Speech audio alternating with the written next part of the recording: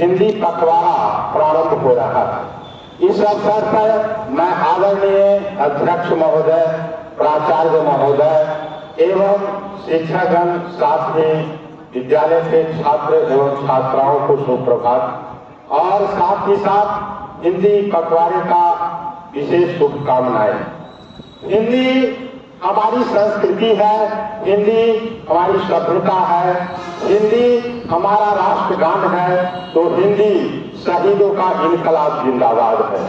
हिंदी जैसे कि पद्मावत का श्रृंगार है, तो हिंदी हमारी संस्कृति का प्रतीक तुलसी के श्री राम है। हिंदी सुर के प्रेम का स्वरूप कृष्ण के मुरली की तान है, तो हिंदी अल्लाह और उदल की वीरता का प्रमाण है।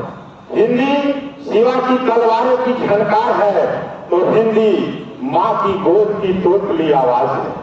लेकिन दुर्भाग्य हिंदी का, आज हम आजादी के अमृत महोत्सव मना रहे हैं, आजादी के 78वें वर्ष में प्रवेश कर चुके हैं, लेकिन आज अपने ही देश में हिंदी अपेक्षा नहीं उपेक्षा का शिकार है।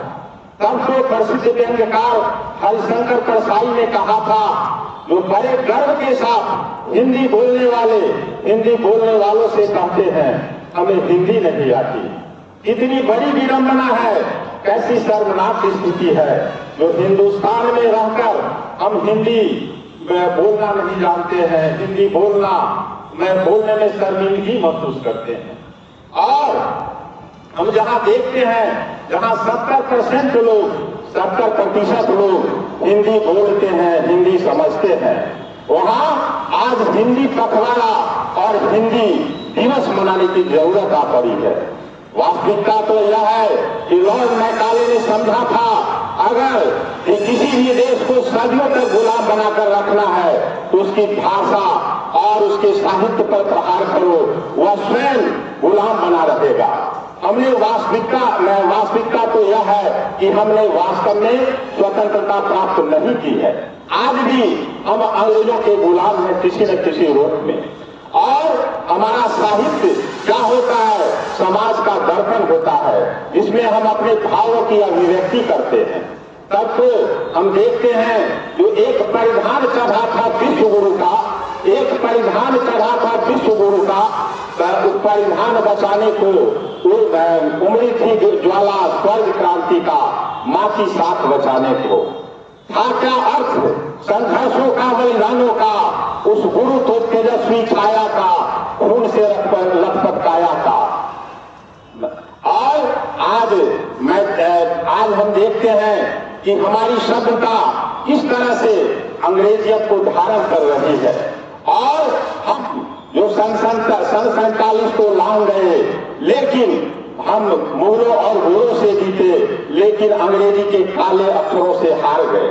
तब तो आज की जो पीढ़ियां हैं वह सोचती है कि वेदों के जो किस्से हैं उसे इतिहास में ही रहने दो, और तुलसी और सुर के जो साहित्य हैं उसको केवल पुस्तक में ही मुक्त रहने दो।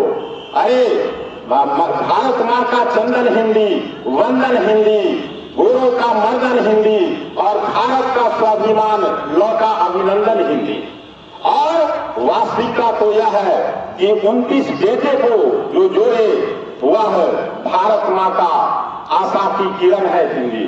और इसी आशा के किरण के साथ आज हम देखते हैं कि भारत के 2 राज्यों में मेडिकल और इंजीनियरिंग की विषयों की महत्वपूर्ण पढ़ाई आज हिंदी में प्रारंभ हो चुकी है।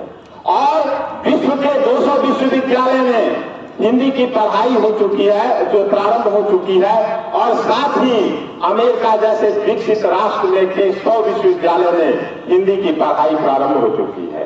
तब तो अंग्रेजी विद्वान मैक्स मूलर ने कहा था, एक पत्र लिखा था और भारत के आने वाले वायसराय को कहा था, पत्र के द्वारा जो आप भारत जाएं तो केवल शासन करने नहीं जाएं, वहां के जो अमर साहित्य है हिंदी और संस्कृत साहित्य से सीखकर मानवता के रक्षार्थ आप संपूर्ण विश्व को गुंजायमान करें।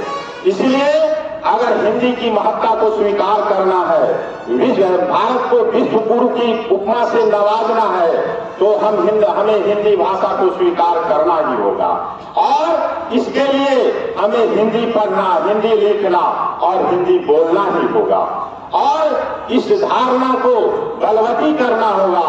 इस धारणा को शंखनाद से संपूर्ण विश्व में गुंजायमान करना होगा कि हिंदी तन मन हिंदी जीवन, हिंदी ही मेरा परिचय, जगा सकूं तो हिंदी जगत में जगती को हिंद बना दूं मैं। इन्हीं भावनाओं के साथ जय हिंद, जय हिंदी।